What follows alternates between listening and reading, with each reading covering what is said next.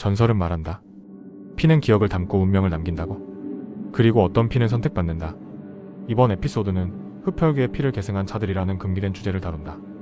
단순히 피를 마신 것이 아니라 그 피에 태어난 자들, 선택받았다고 믿는 이들의 혈통은 과연 어디까지 사실이며 그들은 지금도 존재할까? 이야기의 시작은 중세 유럽. 특히 귀족 가문 중 일부는 특별한 피를 지녔다고 믿었고 그 전통은 가문 문서와 구전으로 이어졌다. 15세기 헝가리의 한 작은 성에서 발견된 가문의 서약서에는 그 집안 일부 구성원들이 밤에만 활동하고 성찬식과 같은 종교적 의식을 거부했으며 가끔은 사람의 기척을 피하기도 했다는 기록이 남아있다. 이들은 일반적인 인간과는 달리 병에 거의 걸리지 않았고 피를 흘리는 사건에 대해 병적인 집착과 경계심을 보였다고 한다. 그 가문의 문장에는 피를 상징하는 붉은 실타래가 감겨 있었고 서약서 말미에는 반복적으로 피는 피를 부른다는 구절이 새겨져 있었다. 후손들은 이 문장을 가족 내 금원처럼 전수했다고 한다. 동유럽, 특히 루마니아와 체코, 폴란드의 변두리. 마을에서는 밤의 아이라 불리는 존재에 대한 민담이 오늘날까지도 전해진다. 이 아이들은 대개 밤에 태어나고 탯줄이 정상보다 더 붉거나 몸에서 미약한 광택이 났다고 전해진다. 대부분의 밤의 아이는 어린 시절부터 햇빛을 싫어했고 유독한 음식물에도 거부 반응이 없었다. 마을 노인들은 이들이 인간과 뱀파이어 사이에서 태어난 피의 상속자라 부르며 조용히 숨겼다. 기록에 따르면 이런 아이들은 대체로 마을을 떠나 외딴 숲이나 수도원 근처에서 생활했으며 일부는 소실된 수도의 문서에서 은둔자들 또는 부정한 축복자로 표현되었다. 전설은 이들이 과거의 기억, 심지어는 조상들의 감정을 물려받는 능력을 가졌다고 말한다. 이 기억들은 단지 꿈이나 환상이 아닌 피를 통해 흐르는 기억의 전송이라는 개념으로 여겨졌다. 18세기 프랑스 루아르 강 유역의 한 귀족 가문드라 마르크는 자신들의 계보를 루마니아의 어두운 산맥에서 이어졌다고 주장했다. 그들은 매우 폐쇄적인 혼인을 지속했고 일부 구성원은 평생 외출을 금지당한 채 성 안에서만 생활했다. 가문 내부에서 전해지던 한 일기는 다음과 같이 적고 있다. 그는 다시 돌아왔다. 이번 생에서도? 나는 그의 눈빛을 알 수 있었다. 그 피는 반복된다. 이 가문은 후손들이 빛에 약하고 감각이 지나치게 예민하며 극심한 우울과 흥분 상태를 오간다고 설명했다. 일부는 자신들이 선택받은 자이며 시간의 흐름을 피할 수 없지만 이해할 수는 있다고 믿었다. 20세기 들어서면서 이런 이야기는 단지 전설로만 남지 않았다.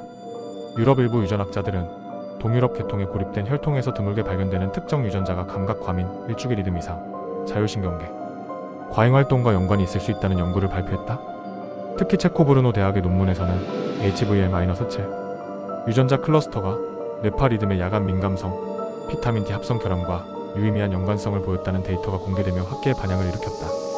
이 논문은 공식적으로는 민속과 유전학의 우연한 일치로 분류되었지만 일부 학자들은 비공식적으로 흡혈귀 전설과 연결될 가능성을 배제할 수 없다고 말하기도 했다.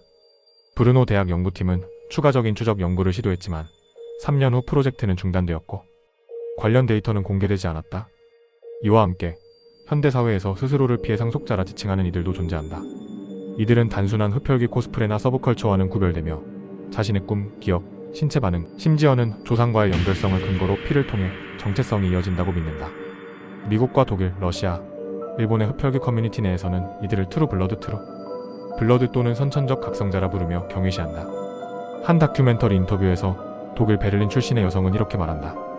나는 그를 기억해요. 그가 내 아버지였던 시절을요. 나는 지금의 나지만 이전에도 존재했던 그 사람이에요. 그 피가 기억을 데려왔죠. 그녀는 평범한 혈액 검사에서는 아무런 이상이 없지만 일정한 달 주기와 감정적 리듬이 세대간 반복된다고 주장했다. 그녀의 조부모 역시 유사한 패턴으로 일기를 남겼고 의식을 행할 때마다 그녀는 그들과 같은 꿈을 꾸었다고 증언했다. 이러한 사례가 과연 망상일까?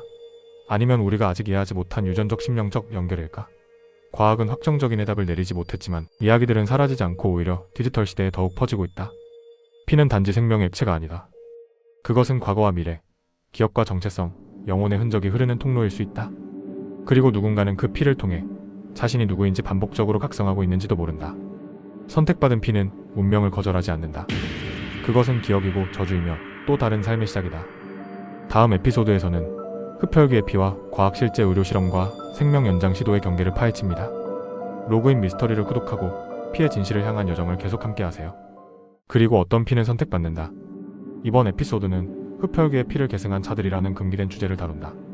단순히 피를 마신 것이 아니라 그 피에 태어난 자들, 선택받았다고 믿는 이들의 혈통은 과연 어디까지 사실이며 그들은 지금도 존재할까? 15세기 헝가리의 한 작은 성에서 발견된 가문의 서약서에는 그 집안 일부 구성원들이 밤에만 활동하고 성찬식과 같은 종교적 의식을 거부했으며 일부는 자신들이 선택받은 자이며 시간의 흐름을 피할 수 없지만 이해할 수는 있다고 믿었다. 피는 단지 생명의 액체가 아니다.